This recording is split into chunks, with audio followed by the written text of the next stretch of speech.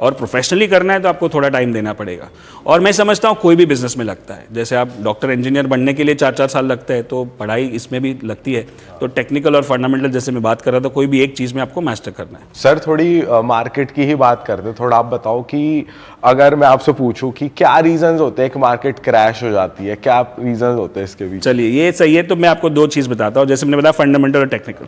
Fundamental में क्या होता है कि आप कंपनी का बैलेंस शीट देखो, उसके मैनेजमेंट, प्रमोटर्स, उसका सेल्स, उसका रेशियोज, जो बहुत सारी चीज़ें, पॉलिटिकल सिचुएशन से भी मार्केट ऊपर नीचे होता है, डॉलर प्राइस से भी ऊपर नीचे होता है, ऑयल प्राइस से भी ऊपर नीचे होता है, कंपटीशन से भी ऊपर नीचे होता है। तो ये हो गया फंडामेंटल। फंडामेंटल करने के लिए आपको शायद फाइनेंस डिग्री चाहिए, chartered accountant, MBA finance. But एक आम आदमी जो नहीं जानता ये फाइनेंस, जैसे डॉक्टर है, इंजीनियर है या होम मेकर है, स्टूडेंट है, तो उसको फंडामेंटल नहीं समझ में आएगा, क्योंकि इतना सारा डेटा और उसके समझने के लिए स्किल भी चाहिए। तो उसके सामने दूसरा है टेक्निकल एनालिसिस। टेक्निकल एनालिसिस क्या जो हम सिखाते हैं वो है चार्ट्स।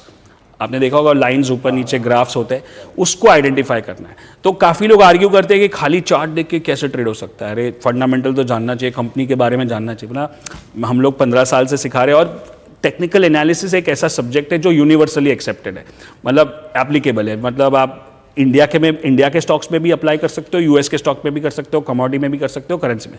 मैं आपको एक सिंपल एग्जांपल देता हूँ कि समझो कि आप जब कोई बीमारी हो, हार्ट की बीमारी होती है, तो पहले क्या हम निकालते हैं, ECG निकालते हैं। ECG क्या होता है, वो लाइंस दिखती है। अब आप ECG रिपोर्ट डॉक्टर को दिखाओगे तो डॉक्टर लाइंस के ऊपर से बताएगा कि आपका हार्ट ठीक है कि नहीं है। अगर लाइंस में कुछ गड़बड़ है तो बोलेगा और टेस्ट कराओ, एंजियोग्राफी, एंजियोप्लास्टी, कुछ तो करना पड़ेगा। और नहीं है तो बोलेगा ठीक है, आराम करो, हो जाएगा। अब ये लाइंस, अब अगर मेरे हार्ट का है, आपके हार्ट का है, इनके हार्ट का है, वो आदमी वो नहीं देख रहा क्या नाम है, वो देख रहा है कि लाइंस क्या बता रही है। वैसे हम चार्ट्स देखते हैं, और फिर वो रिलायंस का हो, टाटा स्टील का हो, टाटा मोटर्स का हो, निफ्टी का हो या US मार्केट का हो, कोई फर्क नहीं पड़ता है। अगर लाइंस में 3 ही चीज़ हो सकती है, एक अप ट्रेंड होता है, एक डाउन ट्रेंड होता है, और एक साइडवेज ट्रेंड होता है। अप ट्रेंड है तो मुझे खरीदना है, डाउन ट्रेंड है तो मुझे बेचना है, साइडवेज ट्रेंड है तो मेरे को कुछ नहीं करना है। और उसके साथ कुछ और पैरामीटर्स होते हैं जिसके साथ आपको पता चल सकता है ये फास्ट जा रहा है, स्लो जा रहा है, जैसे मोमेंटम इंडिकेटर। एक बार ये समझ में आ गया तो आप मार्केट का हार्ट देख रहे हो, और हार्ट के अंदर सारी चीज़ें आ जाती है। अब मार्केट क्रैश हो रहा है तो क्यों हो रहा है, उसके पीछे 1000 कारण हो सकते हैं। अब क्यों हो रहा है ये जानने की बिल्कुल ज़रूरत ही नहीं है। अच्छा, ये लोग यही गलती करते हैं सब। कितनी बार मुझे ये, अरे ऊपर क्यों जा रहा है, अरे नीचे क्यों जा रहा है, अभी इतनी सारी चीज़ें हैं, कौन किसको मालूम कि क्यों ऊपर नीचे जा रहा है, ग्लोबल मार्केट में क्या हो रहा है, US में क्या हो रहा है, हमको क्या करना है, हमको क्या चाहिए एज अ ट्रेडर इन्वेस्टर, कि मुझे क्या करना है, मुझे अगर नीचे जा रहा है तो कहाँ बेचना है, ऊपर जा रहा है तो मेरे को कहाँ खरीदना है, और अगर खरीद रहा हो तो मैं कितना रिस्क ले रहा हूँ, यही जानने की ज़रूरत है। मुझे क्या क्यों ज़्यादा इंफॉर्मेशन की ज़रूरत नहीं है। सर बट हमने ये भी सुना है, ऐसा होता है, आप बताइए, कि जैसे बड़ी कंपनीज हैं, इन्वेस्टर्स हैं, वो मैनिपुलेट कर देते हैं शेयर्स और मनी को, ऐसा होता है? अब कुछ हद तक कुछ स्टॉक्स में हो सकता है, लेकिन हमारे मार्केट में 3000 स्टॉक्स है। ये परखा नहीं जा सकता, पर ये बंदा परखा नहीं जा सकता है, वो तो जो गलत चीज़ तो जब बाहर आती है तभी पता चलती है, जब तक तो नहीं चलती है।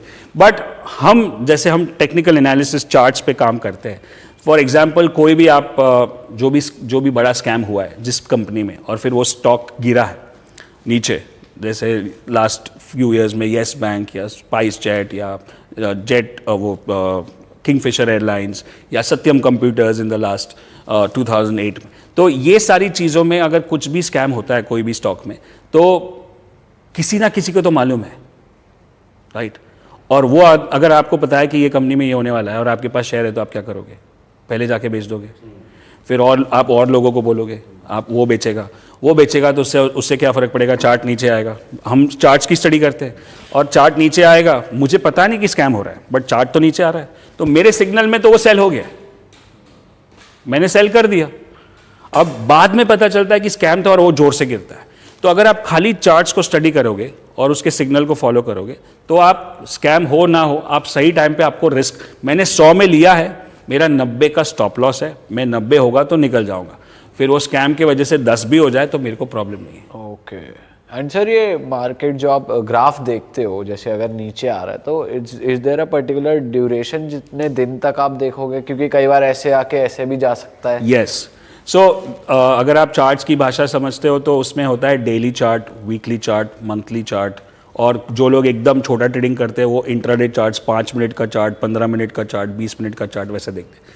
तो अगर मैं मेरे पास टाइम नहीं है और मैं बिज़ी हूँ जॉब में, बिजनेस में, तो मुझे ऐसा ट्रेडिंग करना है जो मुझे रोज़ ना देखना पड़े, तो मैं फिर वो 5 मिनट वाला चार्ट नहीं देखूंगा, मैं डेली वाला देखूंगा, वीकली वाला देखूंगा, ताकि मैं बाय करूं और फिर थोड़े दिनों तक उसको होल्ड करूं और वो पोजीशन चलती रहे। तो वो मतलब मैं अगर आपको और डिटेल में जाओ तो अलग अलग तरह के ट्रेडिंग होते हैं, तो ये ऑडियंस के लिए भी अच्छा होगा कि सबसे छोटा ट्रेडिंग होता है उसको बोलते हैं स्कैल्पिंग।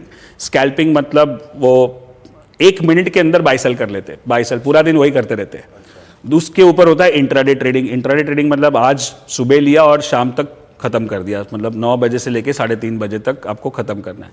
दूसरा होता है BTST। BTST मतलब बाय टुडे सेल टुमारो, आज लेके कल बेचना है, 2 दिन का ट्रेड। उसके ऊपर होता है स्विंग ट्रेडिंग। स्विंग मतलब आज लेके 7 दिन तक, 1 से 7 दिन, 1 से 10 दिन के बीच में ट्रेड होता है। उसके ऊपर होता है पोजिशनल ट्रेड 1 से लेके 3 महीने तक, 1 दिन से लेके 3 महीने तक। उसके ऊपर होता है मीडियम टर्म इन्वेस्टिंग 6 महीने 9 महीने तक, और फिर लॉन्ग टर्म इन्वेस्टिंग 1 साल 2 साल 3 साल। अब आपके पास कितना टाइम है ये करने का, आपके पास पैसा कितना है, रिस्क कितना है, आपके पास स्ट्रैटेजी क्या है, उस हिसाब से आप इसमें से चुनोगे कि मैं स्विंग ट्रेडर हूं, या मैं पोजिशनल ट्रेडर हूं, या मैं इन्वेस्टर हूं, या मैं इंट्राडे ट्रेडर हूं। अगर लॉन्ग टर्म इन्वेस्टमेंट की बात करें तो वो आप किन को सजेस्ट करते हो कि जिनके किसको पास करना टाइम नहीं है, और सब इनफैक्ट सबको लॉन्ग टर्म इन्वेस्टिंग करना चाहिए, क्योंकि अगर आप ट्रेडिंग भी करते हो ना शॉर्ट टर्म, तो उससे जो पैसा बनता है उससे आप लॉन्ग टर्म स्टॉक्स खरीदो। समझ में, आप शॉर्ट टर्म में पैसा निकालते जाओगे, वो पैसे वापस इन्वेस्ट तो करना है, उससे अच्छे स्टॉक्स जो लॉन्ग टर्म में, जो लॉन्ग टर्म के चार्ट्स पे या स्ट्रैटेजी पे बैठते हैं, उसको खरीदते जाओगे तो आपका लॉन्ग टर्म पोर्टफोलियो बिल्ड होता है। और यहाँ से ट्रेडिंग, तो 2 तरह के इनकम होते हैं, एक वेल्थ बिल्डिंग जो इससे पोर्टफोलियो बड़ा होता है, और एक इनकम जनरेशन जो आपको हर महीने या हर 15 दिन में या हर 2 महीने में इनकम देता है। तो एक शॉर्ट टर्म इनकम, एक लॉन्ग टर्म इनकम, दोनों करना चाहिए।